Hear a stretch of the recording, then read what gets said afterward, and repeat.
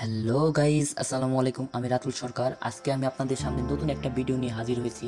কিভাবে আপনি অ্যাপয়েন্টমেন্ট নেবেন, জার্মানির অ্যাপয়েন্টমেন্ট নেবেন।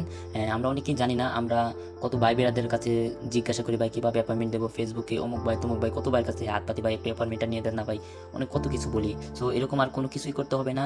আজকে আপনি কীভাবে মোবাইলের মাধ্যমে অ্যাপয়েন্টমেন্ট নিতে পারেন।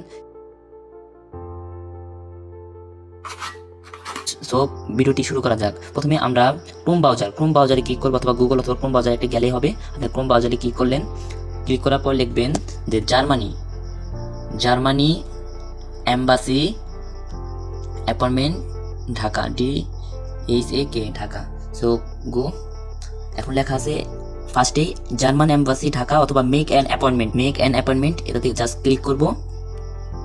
ক্লিক করার পরে জাস্ট নিচের দিকে স্ক্রল করবো, করার পরে here in our online booking system, এটাতে ক্লিক করলে আমাদের অ্যাপয়েন্টমেন্ট। আর অনেকেই বলে যে ভাই VFS কি আছে, এটা মূলত আমরা আদার্স কান্ট্রি বা ইন্ডিয়া থেকে যারা অ্যাপয়েন্টমেন্ট নেয় তারা এটার থেকে আপনার অ্যাপয়েন্টমেন্ট নেয়। তো আমরা তো ইন্ডিয়া না, আদার্স কান্ট্রি না, তো আমরা বাংলাদেশ। তো আমাদের ফার্স্টে যেটা আছে here in our online booking system, সেটাতে ক্লিক করব।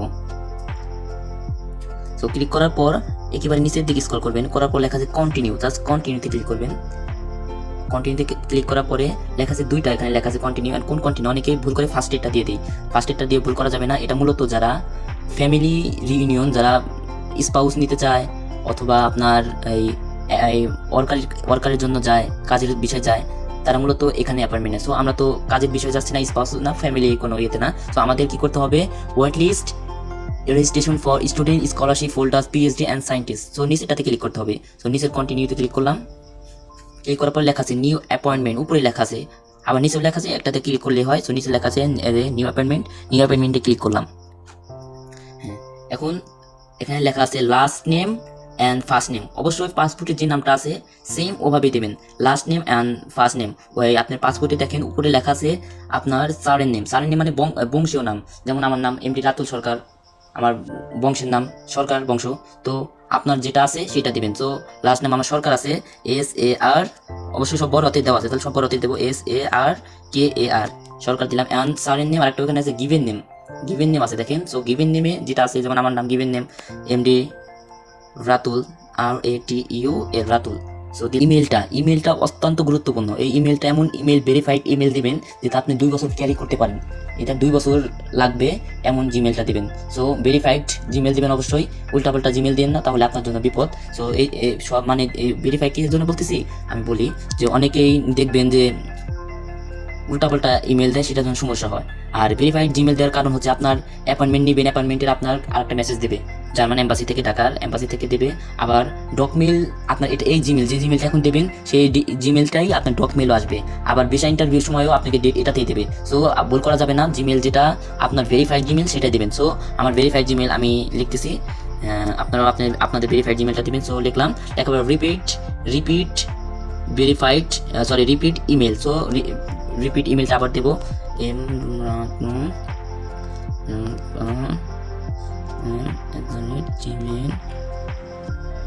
gmail.com। সো জিমেলটা বসিয়ে দিলাম।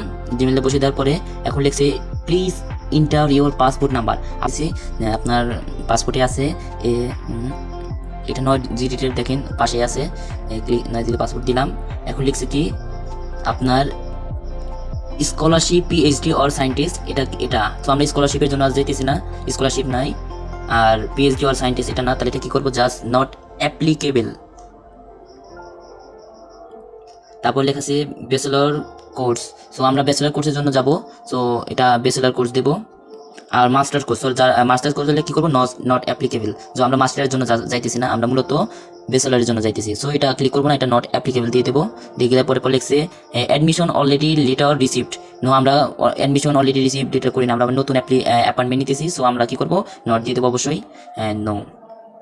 সো এখন কি বলছে, এই আপনারটা please enter the text and picture above. উপরে যে পিকচারটা আছে যেরকম আছে সেম ওইরকম দিতে হবে। অনেক সময় অনেক কঠিন মানে আপনার ক্যাপচার কোড আসে, সেটা আমরা দিতে পারি না। সো কি করবেন, লোড অ্যানাদার পিকচার।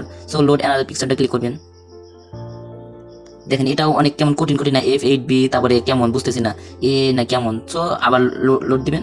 লোড দেওয়ার পরে এটা বোঝা যাচ্ছে, দেখেন মানে BXGB এরকম। সো এরকম দিয়ে B যেমন আছে BX GB2C দিয়ে স্যার সাবমিট করে দেবেন। সাবমিট করার পরে একটা অপশন আসবে যে কমপ্লিট হয়েছে আপনার অ্যাপয়েন্টমেন্টটা নেওয়া।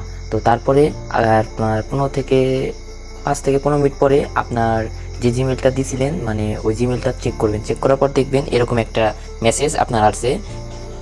যদি এরকম মেসেজ আসে তাহলে মনে করবেন আপনার অ্যাপয়েন্টমেন্টটা কমপ্লিট হয়েছে।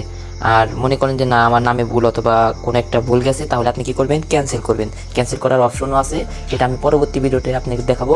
যদি কারো লাগে কমেন্ট করে জানাবেন। সো আপাতত ভালো থাকবেন, আল্লাহ হাফিজ।